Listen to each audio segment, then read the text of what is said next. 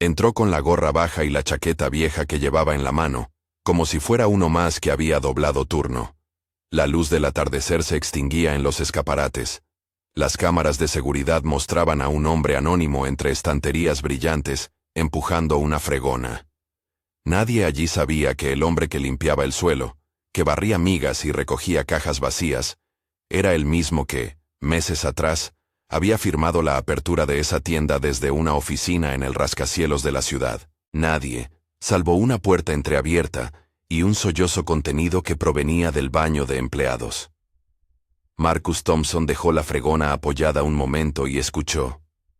No era un ruido de cansancio cualquiera. Era un llanto agudo, sostenido, como si alguien estuviera desvaneciéndose en pequeñas exhalaciones que no querían volverse palabras. Se acercó a la puerta del aseo, taza de café fría en la mano, la gorra aún cubriendo su cabeza, y vio en el suelo una placa metálica que alguien había dejado caer. María Santos, conserje.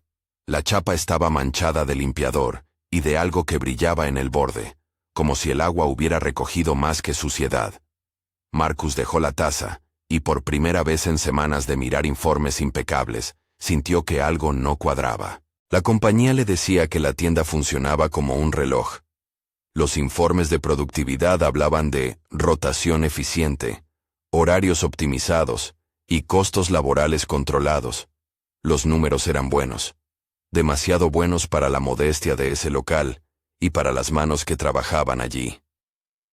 Marcus llevaba noches sin dormir remirando gráficas, memos y encuestas internas. Pero las cifras no lloran en el lavabo. Las cifras no tienen las uñas agrietadas por el detergente, ni la mirada que evita el encuentro. Así que decidió no fiarse. Se presentó ante la encargada de selección de personal como Mike Henderson. 30 y pocos años, experiencia en logística, disponibilidad inmediata. Un nombre sin historia en sus papeles. La entrevista fue rápida. Se necesitaba mano de obra para cierres, alguien dispuesto a quedarse hasta la última luz. Le ofrecieron la nómina mínima, el uniforme, un turno nocturno. Mike aceptó. Marcus supo que el único lugar en el que verías la verdad completa era en la sombra donde nadie miraba. La primera conversación con María fue breve y hecha de silencios. La encontró en la trastienda limpiando polvo en una pila de cajas. Sus manos estaban suaves por el uso continuo del jabón, pero la piel entre los dedos tenía pequeñas laceraciones. Habló poco. Cuando sonrió, su boca parecía olvidar la palabra tranquilidad.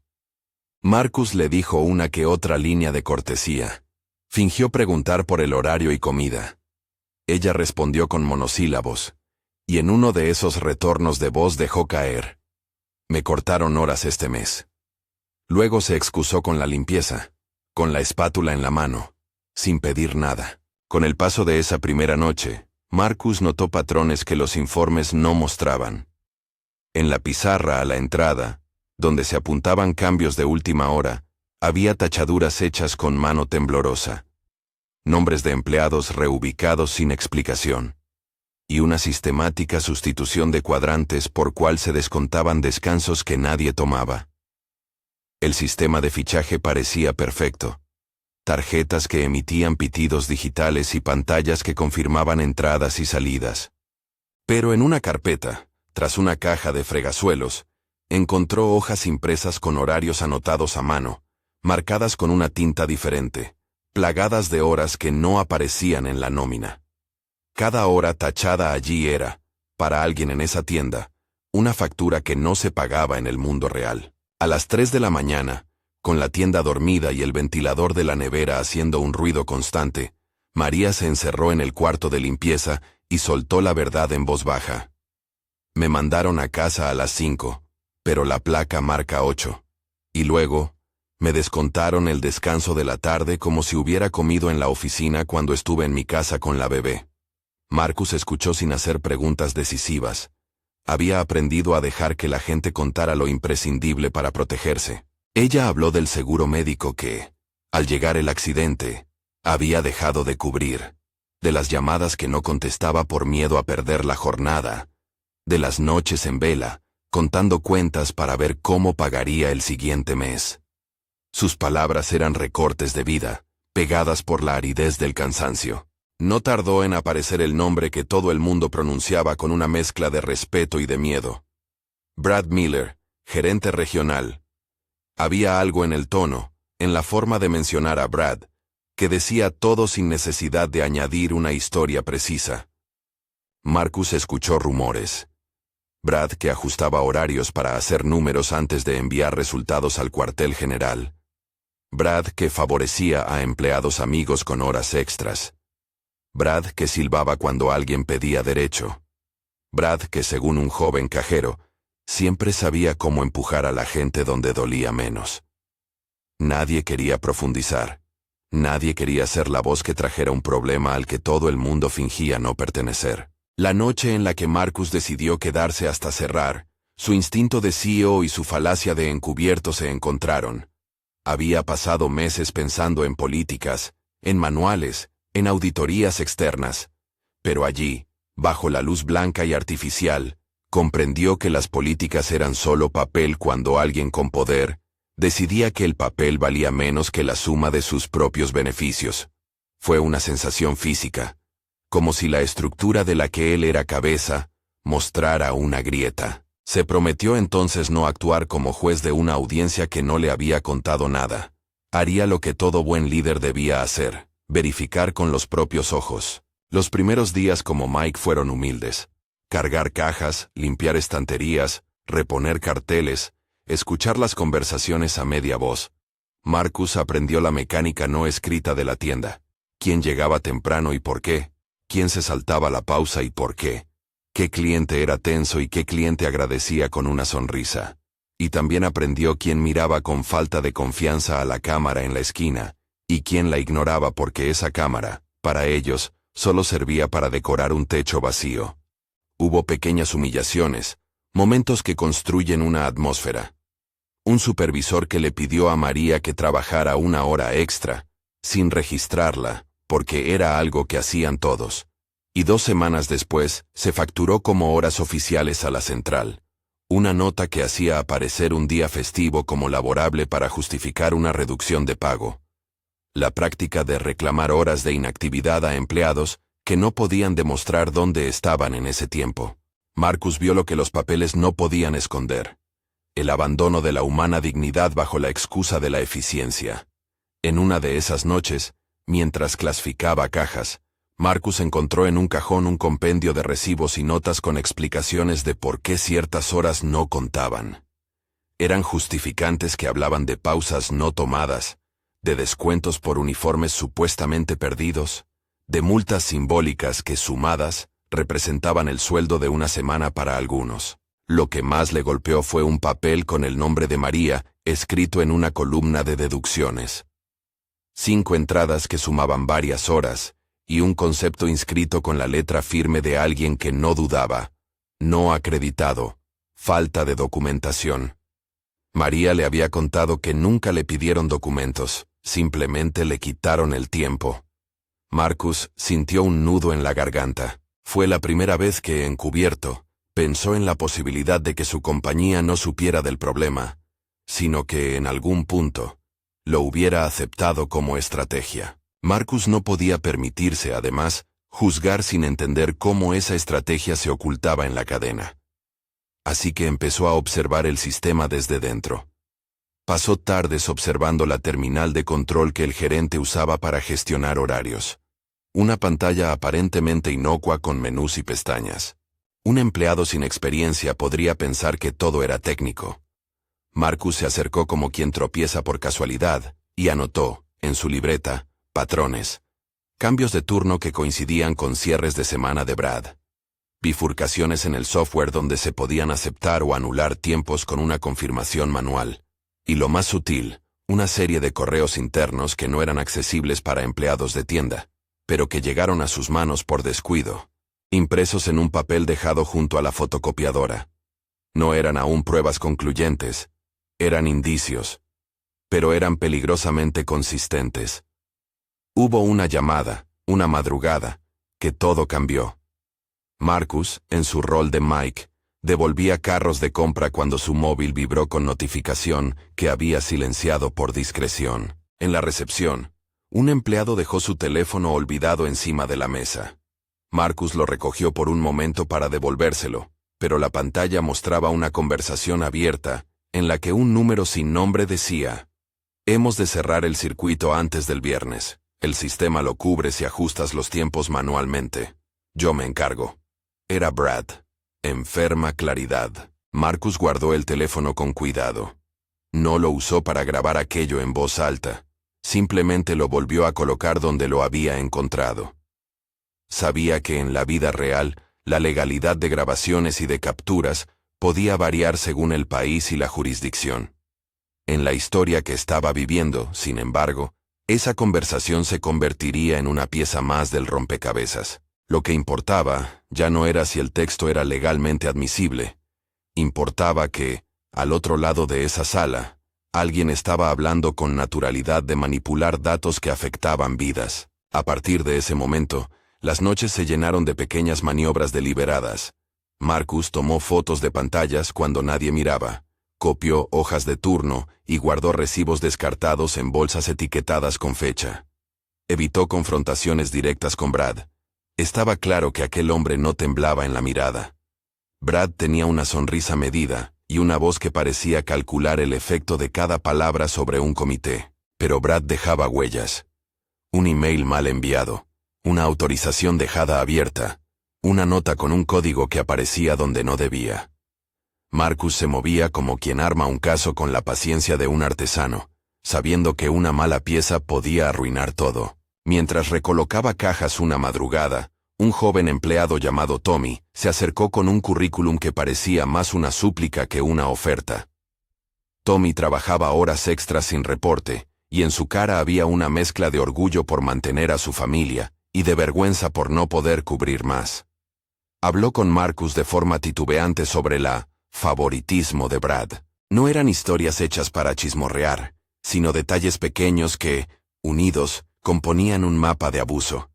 Un compañero que fue transferido por reclamar horas, una madre soltera que perdió cobertura a raíz de un fallo administrativo, un mecanismo de recompensas que premiaba a quienes aceptaban ser flexibles hasta la extenuación. Marcus escuchó, hizo preguntas medidas, y en una de esas respuestas sintió la piedra que haría rodar el resto de la pendiente. No somos importantes fuera de aquí, Mike. Si la gente de arriba supiera, se haría algo. Pero se cree en los papeles. En esa frase estaba contenida la distancia entre la corporación y la tienda. Marcus la reconoció con claridad, y por un instante, sintió la vergüenza de un jefe que había mirado muchos números sin reparar en rostros. Nació entonces una mezcla de indignación y responsabilidad.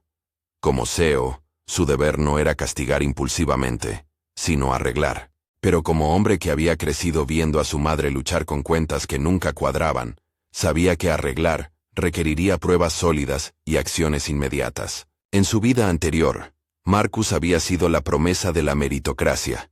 Estudió, subió por su trabajo, consiguió una posición que le permitía diseñar políticas. Pero la identidad de ser un hombre negro que llegó a la cúpula también le daba otra perspectiva. Había visto cómo las reglas se aplican de manera desigual y cómo las explicaciones desde arriba a veces son incapaces de sentir la urgencia del dolor. No lo dijo en voz alta esa noche, simplemente dejó que esa memoria alimentara su prudencia. No quería usar su historia como un trofeo ni como una coartada. Quería que eso fuera un motor para empatizar con quienes María representaba. Las semanas siguientes se convirtieron en un tejido denso de pruebas y pequeñas traiciones. Brad, por su parte, mantuvo su etiqueta pulcra de gerente con modales de piedra. Tenía reuniones con el personal con el tono de un hombre que guía, pero en los pasillos mandaba recados que cortaban su salario. Un día, Marcus siguió a Brad hasta la sala de control cuando el gerente creyó estar solo. Se colocó detrás de un estante, observando la pantalla de la terminal, y vio cómo Brad entraba manualmente un conjunto de horas inaccesibles para la mayoría del personal. Marcus no intervino. Tomó una foto desde la esquina con la cámara de su teléfono y guardó la imagen en una carpeta cifrada que solo él poseía. No era el gesto más noble, pero era necesario. Hubo momentos en los que Marcus sintió el peso del engaño que él mismo practicaba. Se sentó una noche junto a María en la zona de descanso, mientras ella comía un pan que nunca terminaba. Le preguntó por su familia, sin revelar quién era. Ella habló de su hijo, de los cambios de salario que le forzaban a vender cosas para pagar medicinas, de la vergüenza de no poder decir la verdad por miedo a que la despidieran. Marcus pensó en cómo, desde su despacho ejecutivo, se hablaba de impacto social, como una cifra en presentaciones, mientras que allí, en una silla de plástico, la palabra impacto prendía fuego a la vida de una familia. Los pequeños actos de humillación continuaron. Una tarde, se descubrió que alguien había reasignado las horas nocturnas de varios empleados a una cuenta consolidada que nunca aparecía en los extractos de la tienda. Otra noche, una supervisora apareció con una lista de sanciones por uniforme incompleto, cuando nadie había pedido revisión de uniformes. En cada uno de esos casos, había una lógica que solo podía entenderse como una estrategia fraudulenta de reducción de costes que, en la práctica, transfería el hambre a las manos de los trabajadores. Marcus iba acumulando micronarrativas. Se dio cuenta de que lo que estaba ante él no era un simple ajuste contable, era un sistema con reglas propias, repetible y rentable para quienes lo ejecutaban. Una madrugada, cuando el frío empujaba a la ciudad a cerrar los párpados, Marcus recibió una llamada que cambiaría el vértigo de su investigación.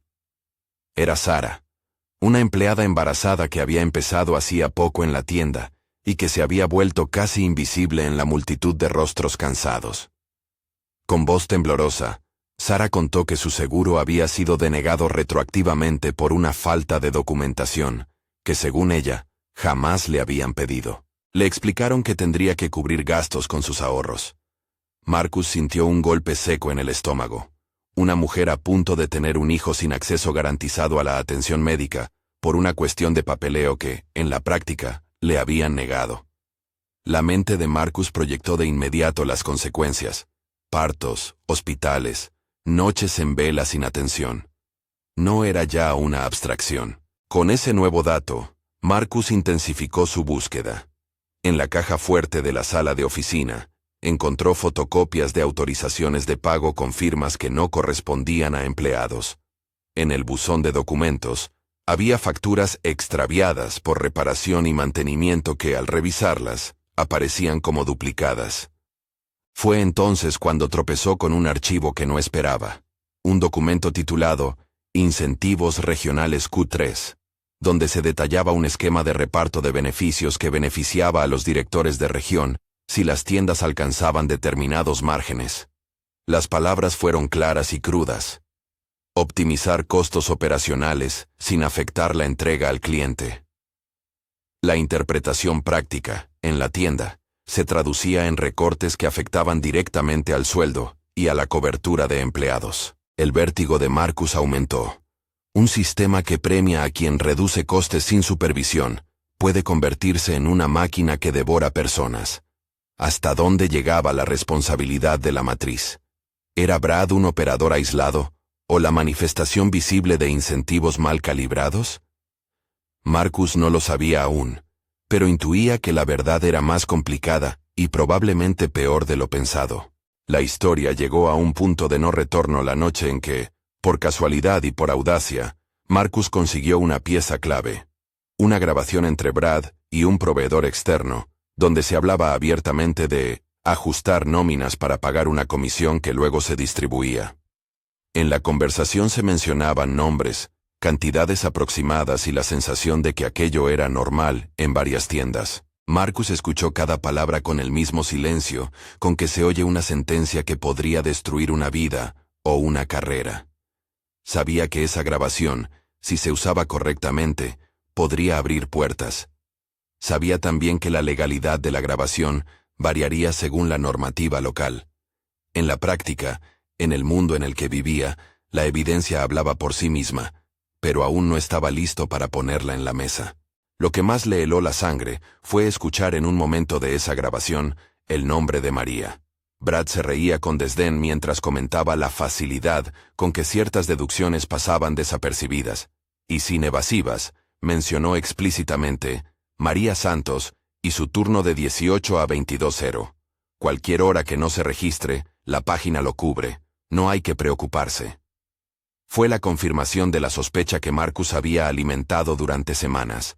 No se trataba de errores aislados. Era un sistema deliberado en el que María no era un número más. Era una variable explotable. Marcus salió de esa sala con la grabación en el bolsillo y la convicción de que el conflicto ya no podía resolverse sin enfrentamientos. Tenía en sus manos lo que muchos consideraban la prueba irrefutable, pero sabía que la defensa de la verdad debía ser paciente y estratégica. Había una reunión general de personal anunciada para el viernes. Podía organizar un acto público y reproducir la grabación allí mismo, ante empleados y mandos. Podía también enviar todo a recursos humanos y confiar en que se abriría una investigación imparcial. Cada opción tenía riesgos. Cada opción podía dejar expuestas a personas que habían confiado en él como compañero de turno. Mientras guardaba la grabación, recordó la mirada de María aquella primera noche en el lavabo. La culpa de no haberla escuchado antes, la urgencia de poner remedio. Y pensó en la responsabilidad política de su cargo. Reparar no era solo expulsar a un gerente corrupto. Era garantizar que nadie volviera a sufrir lo que María había sufrido. Y eso requería cambios de política, comités de supervisión, y sobre todo, un mecanismo donde la voz de los empleados tuviera peso real. Se acercaba la mañana y una luz gris filtraba por los ventanales. Marcus salió a la calle con la camisa manchada de detergente y con la grabación en la memoria de su teléfono. Su identidad como CEO le exigía transparencia, pero también cautela. La verdad que había descubierto no solo apuntaba contra Brad, insinuaba la implicación de una red de complacencias administrativas que llegaba más allá de una tienda. Y cuando pensó en lo que significaría sacar todo a la luz, el pulso se le aceleró. Antes de cruzar la puerta, miró una vez más a la placa caída en el suelo. María Santos, conserje. La recogió, la limpió y la guardó en su bolsillo. A la salida, se detuvo y dijo en voz baja, casi para sí mismo, una frase que no había pronunciado desde que asumió el cargo. No será suficiente salvar una vida. Hay que reparar el sistema que la partió. No era una promesa grandilocuente, sino un punto de partida. Quédate hasta el final. Lo que viene después cambiará tu forma de entender el trabajo y el liderazgo. Guardó la placa de María en el bolsillo y caminó hacia la calle con pasos que no querían apresurarse. La ciudad olía a aceite frío y a cartón húmedo.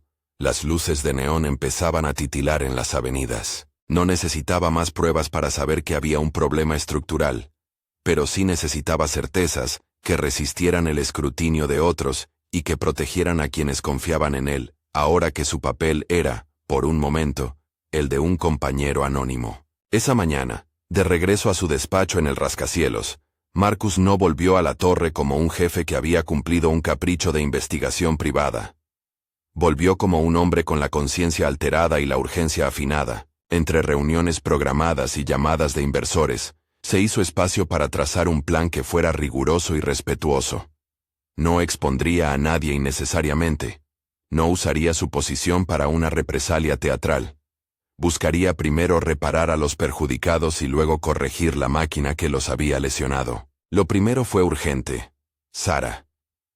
Necesitaba confirmar si lo que Sara le había dicho era cierto, y sobre todo, reducir el daño inmediato que podía producirse sobre una mujer embarazada sin cobertura.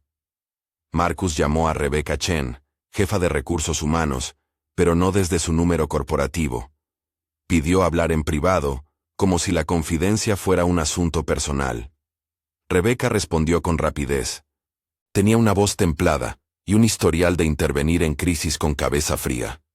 Había sido la persona que en años anteriores había cerrado brechas en otras regiones. Marcus no le contó todo, pero sí lo suficiente para que ella supiera que existía la posibilidad de un fallo grave en las políticas de la tienda. Rebecca pidió acceso a ciertos archivos y prometió discreción. Si hay algo lo pararemos, dijo. Marcus percibió en su tono la mezcla de profesionalismo y alarma que la situación requería. Le explicó también que prefería una intervención que protegiera a los empleados. No quiero que Sara pierda su trabajo por hablar, ni que nadie sienta que debe esconderse por recibir ayuda. Rebecca asintió, y aunque Marcus no quería confiar ciegamente, se consoló en que Rebecca tenía la legitimidad institucional que él, encubierto, no tenía. Mientras se ordenaban estas piezas, Marcus volvió a la tienda, ahora con otra identidad en mente, no Mike, por pura conveniencia, sino Michael Henderson, voluntariamente contratado para cubrir horas temporales, con una sonrisa que no pretendía fingimiento. Su presencia nocturna volvió a ser rutina, pero ahora su objetivo era afinar la continuidad del caso, identificar testigos y proteger evidencias. Sabía que las pruebas digitales podían borrarse con la velocidad de un clic, que los papeles podían extraviarse, que las voluntades podían inclinarse ante promesas y amenazas. Así que trabajó como si cada gesto suyo contara doble: registrar, documentar y proteger. En esos turnos, la tienda se reveló en facetas que nadie en dirección apreciaba. Había una camaradería simple entre algunos empleados, pero también una organización de silencios que protegía a los más vulnerables. María apareció con el rostro más sereno que durante la primera noche. Hablaba menos de lo que sentía, pero su mirada se había vuelto algo así como una brújula. Señalaba incómodamente hacia lo que había que hacer. Marcus la encontró una tarde subiendo cajas en la trastienda. No quiso dramatizar una pregunta. Le dio una botella de agua y esperó a que ella eligiera cuándo hablar. «Me preocupa el niño», dijo ella cuando lo hizo. «Que si algo pasa, ¿qué voy a decirle? Que trabajé para una gran tienda y aún así no hubo quien me ayudara». Era una frase pequeña y aplastante. Marcus se sintió responsable por el eco de su propia culpa, por las veces que había firmado informes sin pisar el suelo de una tienda. No le dijo que era el CEO, le dio en cambio algún consejo práctico: que guardara todos los recibos, todas las notas, que apuntara las horas en un cuaderno cuando el sistema la fallara. Le explicó que había personas de recursos humanos dispuestas a revisar casos si alguien pedía. Ella miró la mano que le ofrecía papeles con una mezcla de incredulidad y cautela. De a poco, otras voces se sumaron. Tommy, el joven trabajador, le habló en voz baja sobre un caso donde una colega que reclamó fue reubicada, lejos de la tienda como si eso fuera una pena civil. Un supervisor menor, cansado de la doble moral, dejó caer la existencia de un buzón interno con quejas que nadie leía. Un hábito para simular cumplimiento. Marcus anotó. Cada pieza encajaba en un patrón que dibujaba algo mucho más amplio. Incentivos mal diseñados, supervisión laxa, y gestos de complicidad que se traducían en horas no pagadas y coberturas revocadas. La recopilación se volvió obsesiva. Marcus comprendió que no podría presentar la evidencia en un solo paquete sin la mínima preparación. Si reproducía la grabación de Brad en una reunión improvisada, podía provocar un motín desordenado, o, peor, dar pie a que Brad alegara manipulación. Decidió diseñar una ceremonia de responsabilidad que dejara poco espacio a dudas. Una reunión general con presencia de la plantilla completa, con autoridad visible de recursos humanos, y con una cadena de custodia que hiciera acreditables las pruebas que él iba a presentar. Antes de eso necesitó asegurar la privacidad de las personas. Habló, sin revelar su nombre real, con empleados clave: Tommy, Sara y María. Les explicó que algo se estaba preparando, y que no querían exposiciones innecesarias. Les pidió que documentaran sus experiencias en cartas privadas, un relato breve, firmado, que sería incluido en la carpeta de investigación validada por Rebecca. La idea era simple: combinar evidencia técnica, pantallazos, correos, fotos, con testimonios personales que mostraran el impacto humano de las prácticas. María dudó. Temía ser la diana. Si me denuncio me quedo sin trabajo, y si me quedo sin trabajo mi niño no come, le dijo con voz baja y la mirada clavada en el suelo. Marcus entendió esa vulnerabilidad mejor que nadie. En el fondo, sabía que la responsabilidad de un líder no era sacrificar a una persona por la causa, sino reorganizar el orden para que nadie pasara por eso. Le ofreció una garantía. Permanecería como apoyo discreto, y se aseguraría de que Recursos Humanos actuara con rapidez una vez presentadas las pruebas. No prometió una protección legal imposible, Prometió acompañamiento, recursos y la voluntad de arreglar. Eso bastó para que María firmara una carta donde detallaba las deducciones que había sufrido y las fechas de los incidentes. Cuando llegó el viernes, el día de la reunión general, Marcus sintió la tensión como una cuerda tensa al límite. No había dramatismo en su preparación, solo una secuencia de pasos. Reservar la sala de reuniones de la tienda, avisar a los empleados con tiempo, asegurar la presencia de Rebecca y de un miembro del departamento de cumplimiento, y pedir a Brad que asistiera para hablar de resultados y prácticas de eficiencia. Brad aceptó con la sonrisa medida que siempre lucía delante de cámaras. Nadie, en el personal, sospechaba que la intervención sería la primera vez que el titular de la empresa se sentara en la misma silla que quienes reponían estantes. La sala olía a café recalentado y a cloro. Las sillas estaban alineadas. La plantilla llenó los asientos con respiraciones contenidas. Brad ocupó el lugar en la cabecera, aire preparado para explicar logros y metas. Rebecca tomó la palabra al principio con voz formal.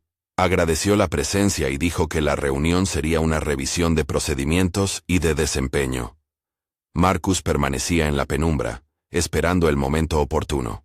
No les pidió que lo vieran como dueño, sino como alguien con la obligación moral de escuchar. «He pasado a ver la tienda esta semana», anunció en el momento en que decidió presentarse como más que un empleado temporal. Había optado por revelarse de una forma sencilla, sin rollos grandilocuentes, sin teatralidades que pudieran distraer del núcleo. Se levantó, se acercó al proyector, y con un gesto que resultó medido, dejó sonar la grabación. El silencio que siguió fue denso. Voces ahogadas, respiraciones retenidas. En la cinta, la voz de Brad sonaba uniforme, segura. Hablaba con alguien que no imaginaba micrófonos. La conversación era franca.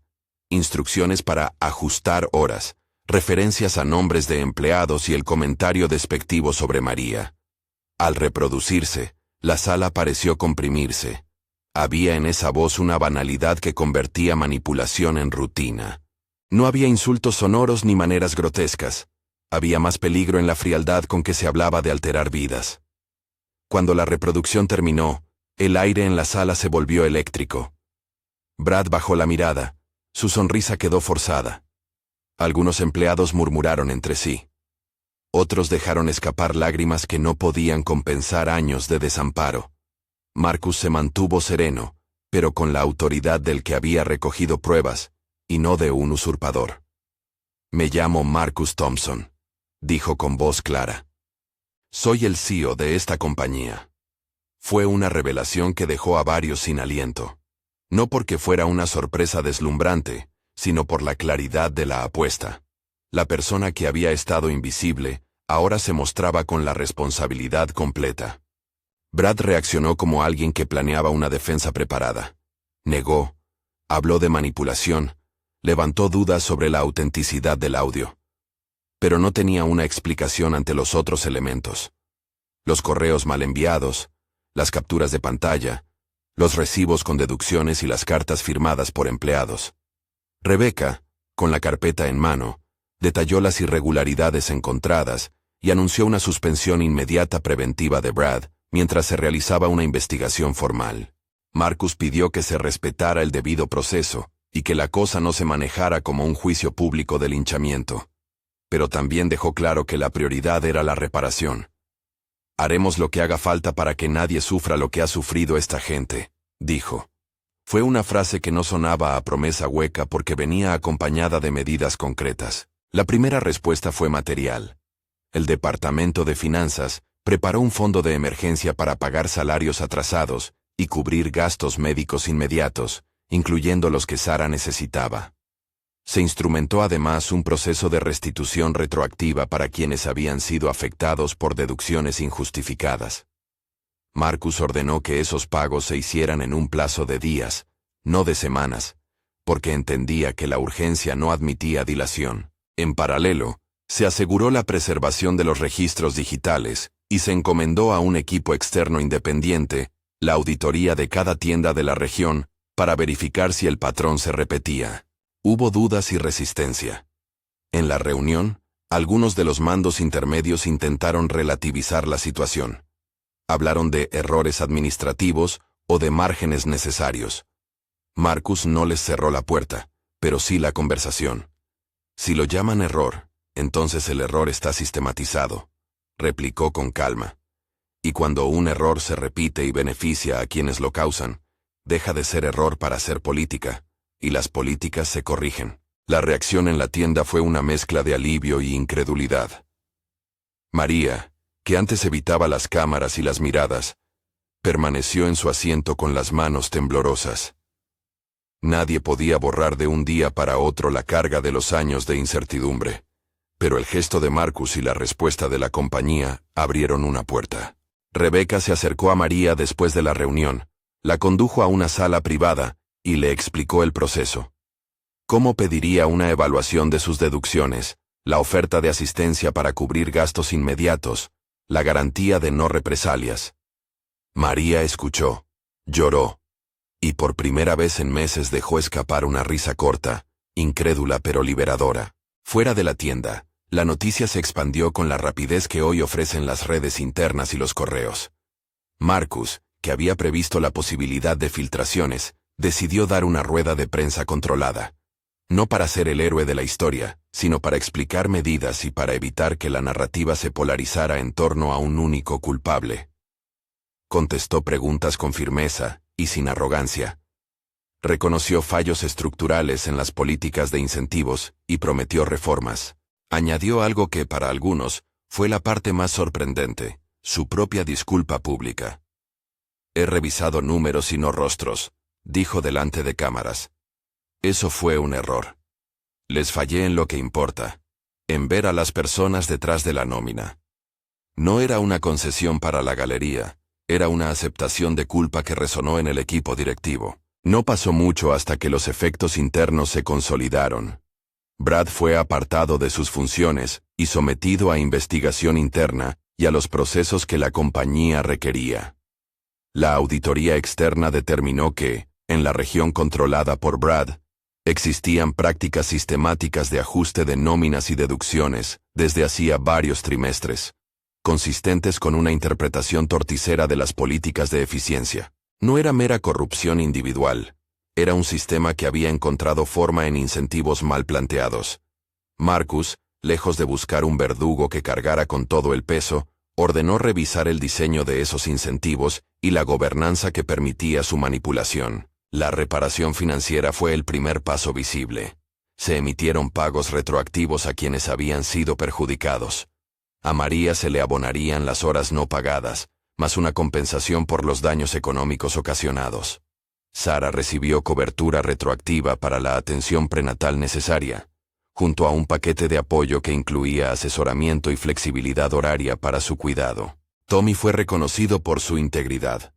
En un gesto simbólico y práctico, se le ofreció una plaza de supervisión con formación y un salario que reflejaba su responsabilidad. La creación de un fondo de contingencia permitió que ningún empleado quedara sin apoyo mientras se resolvían los procedimientos. Pero Marcus dejó claro que el asunto no finalizaba con cheques. Había que cambiar formalmente la arquitectura de la compañía para que aquello no volviera a suceder. Se creó, con carácter inmediato, un consejo de empleados con representación real en las decisiones operativas, un órgano paritario donde trabajadores de cada tienda pudieran elevar quejas, revisar procedimientos y exigir transparencia en las nóminas. Se incorporó además un canal de denuncia anónimo auditado por terceros para garantizar protección a quien reportara irregularidades. Para el diseño de estas reformas, Marcus invitó a Rebeca a liderar el proceso y a un comité externo con experiencia en derechos laborales y auditoría social. La medida más innovadora fue la idea de una certificación verificada por empleados. Marcus propuso crear un sello que no fuera únicamente resultado de una auditoría corporativa, sino que incluyera la validación real de trabajadores y la comprobación de prácticas en terreno. Sería, dijo, un sello que la gente pudiera mirar y creer porque lo habían armado quienes vivían la realidad de las tiendas. La iniciativa despertó interés en otras compañías del sector, que vieron la propuesta no solo como ética, sino como ventaja reputacional. Marcus no la presentó como un acto de altruismo, la presentó como la inversión más sensata en la sostenibilidad humana y operativa del negocio. En lo personal, Marcus sufrió críticas y elogios por igual. Algunos accionistas consideraron costosa la reparación y temieron por el impacto financiero. Otros empleados vieron en su actitud una valentía inusual en una cúpula corporativa. Marcus atendió a ambas voces con la misma modestia. No pretendió absolución, sino aprendizaje. En foros internos, explicó lo que había aprendido, que la distancia entre la dirección y el terreno puede crear zonas grises donde la ética se erosiona, que un buen diseño de incentivos debe incluir contrapesos, que escuchar no es un acto de caridad, sino la base de una organización sostenible. María, que al principio había temido las consecuencias de hablar, se convirtió en una figura central para la nueva política de la compañía. No la pusieron como símbolo vacío. Le ofrecieron formación para convertirse en representante del Consejo de Empleados. Ella, con la voz aún temblorosa pero más firme, aceptó. En una de las primeras reuniones del Consejo, se sentó al lado de Tommy y habló de algo que resonó. No quiero que esto sea solo para mí. Quiero que nadie tenga que decidir entre la medicina y la comida. Sus palabras, sencillas y contundentes, ayudaron a que el órgano no fuera una instancia formal, sino una voz viviente. En el interior de la empresa, algunos ejecutivos intentaron minimizar el alcance de la reforma. Marcus tuvo discusiones duras con miembros del comité financiero. La implementación de auditorías continuas y la creación de una estructura de respaldo elevaban costos. Marcus sostuvo el pulso. Explicó que la reputación no se construye con comunicados, sino con hechos, y que la sostenibilidad a largo plazo requería evitar prácticas que erosionaran la confianza del personal. Fue una pelea administrativa con implicaciones morales. En muchos sentidos, fue la parte menos épica de la historia. Decretos en tablas de Excel y cambios en flujos de autorización que nadie vería en un titular, pero que marcarían la diferencia para miles de trabajadores en el mediano plazo. Poco a poco emergió una dimensión pública. La historia llegó a un semanario nacional que entrevistó a Marcus y a Rebecca. Marcus dijo lo que tenía que decir sin teatralidad. Reconoció la falla, describió las medidas y pidió responsabilidad a toda la industria. Añadió una línea que recordaría. Si no escuchamos a quienes sostienen el día a día del negocio, corremos el riesgo de perder lo que lo hace sostenible, la dignidad de quienes trabajan. La frase fue recogida en foros empresariales y, con el tiempo, en mesas de debate sobre prácticas laborales. A medida que las semanas se transformaron en meses, la tienda donde todo ocurrió se volvió un ejemplo local. La presencia de un consejo de empleados produjo pequeños cambios visibles. Horarios más claros, un sistema de consignación de uniformes que no implicaba descuentos arbitrarios, un proceso más transparente para solicitar horas extra, y turnos que respetaban descansos reales. El ambiente fue cambiando. Menos rostros tensos, más conversaciones en las pausas. Los clientes no veían la totalidad de la transformación, pero sí percibían la calma renovada de una plantilla que no cargaba con el peso de la incertidumbre. María, ahora representante, ayudó a organizar un taller sobre derechos laborales y control de nóminas para colegas en otras tiendas. Su presencia allí era poderosa, no por una oratoria impecable, sino por la legitimidad de quien había vivido la injusticia. Tommy, en su nueva posición, recibió formación gerencial y aprendió a mediar entre empleados y supervisores. Sara dio a luz a un niño sano con la cobertura que le correspondía. La compañía ayudó con la adaptación de su horario para que pudiera amamantar y recuperarse sin riesgo de perder su empleo. Brad, por su parte, enfrentó consecuencias formales. Fue despedido de su cargo, y la investigación interna remitió el caso a las autoridades competentes para su evaluación. Marcus se negó a convertir su caso en espectáculo. No buscó señalar con vociferaciones. Lo sometió a los procesos que el sistema prevé. Que la ley siga su curso, dijo, sin regodearse en la caída del adversario. Evitó la venganza personal, porque su intención no era destruir a un individuo, sino eliminar las condiciones que permitían que alguien pudiera actuar así. A raíz de la exposición, la compañía emprendió una campaña de aprendizaje. revisión de modelos de incentivos, creación de equipos de cumplimiento con presencia en tienda, protocolos claros para deducciones y nuevas vías de transparencia para horarios y contratos. Marcus impulsó la idea de que, a partir de la experiencia, la compañía desarrollara un manual de buenas prácticas abierto al público, no como disculpa, sino como contribución. Que otros lo vean, lo adopten y lo mejoren, decía en sus intervenciones. La historia no quedó encerrada dentro de la empresa. Alguien propuso una alianza con organizaciones laborales y con consultoras especializadas en auditoría social para desarrollar el llamado Sello de Trabajo Digno Verificado. Un certificado que combinaba auditorías técnicas con encuestas periódicas a empleados para validar condiciones reales. Marcus apoyó la iniciativa y la compañía fue la primera en someterse a un piloto.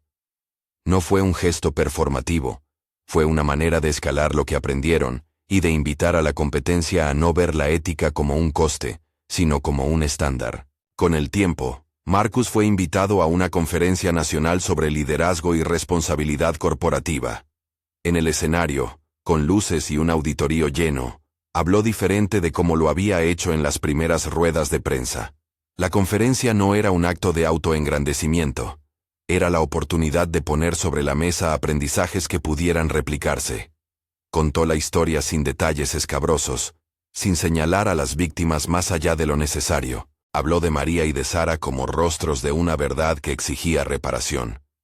No habló de su piel como drama ni como virtud. La mencionó con la naturalidad de quien reconoce que sus propias experiencias componen una perspectiva. Mi historia personal me hace más atento al dolor ajeno, no experto en su solución, dijo en un momento, y eso caló en la audiencia. El impacto fue medido pero real. Otras empresas consultaron sobre cómo implementar consejos de trabajadores. Asociaciones empresariales discutieron la necesidad de revisar incentivos. Gremios propusieron incluir validaciones periódicas con participación de empleados. No fue una revolución inmediata, pero sí un movimiento sostenido. La idea de un sello verificado por trabajadores ganó tracción y en su primer año, varias cadenas importantes se sometieron al proceso piloto. En el interior de la tienda, la vida siguió su pulso. Los cambios administrativos no borraron del todo el temor que había quedado en algunos. La reconstrucción de confianza es un trabajo de largo aliento. Marcus volvió a la tienda meses después, esta vez sin gorra ni intención de pasar desapercibido. Entró como el hombre que había decidido hacer rendir cuentas a su propia organización. Los empleados lo saludaron con cierta distancia cordial. María le recibió con una sonrisa comedida y un apretón de manos firme. Le contó sobre un pequeño proyecto que había puesto en marcha con compañeros para ofrecer tutorías a jóvenes de la zona y cómo la compañía había aportado una sala del local para las clases. «No quiero que esto sea solo un par de cheques», dijo ella. «Quiero que los jóvenes vean que se puede trabajar con dignidad». Tommy, ahora con más confianza, le mostró un panel donde se registraban las horas y las solicitudes de cambio de turno, accesible a todos los empleados. Era un gesto simple. Transparencia visible. Prueba de que las políticas podían ser implementadas con herramientas sencillas. En la caja, un cliente comentó a otro que la tienda se notaba diferente. «Se ve gente menos tensionada, ¿no?» Marcus no necesitó responder. Era suficiente ver que una suma de pequeñas medidas producía un efecto tangible. El epílogo no fue un final triunfal sin sombras. Marcus continuó enfrentando dudas y resistencias. Hubo fricciones en la junta de accionistas. Algunos procesos legales tomaron su cauce. Advirtieron comentarios rencorosos en algunos foros, mensajes de quienes consideraban que las medidas eran excesivas. Pero el conjunto de resultados mostró una dirección nueva. La responsabilidad evita riesgo reputacional y, además, es compatible con la sostenibilidad del negocio. En una última escena pública, durante un simposio, Marcus subió al escenario acompañado de María y de Rebeca. No era un gesto simbólico vacío.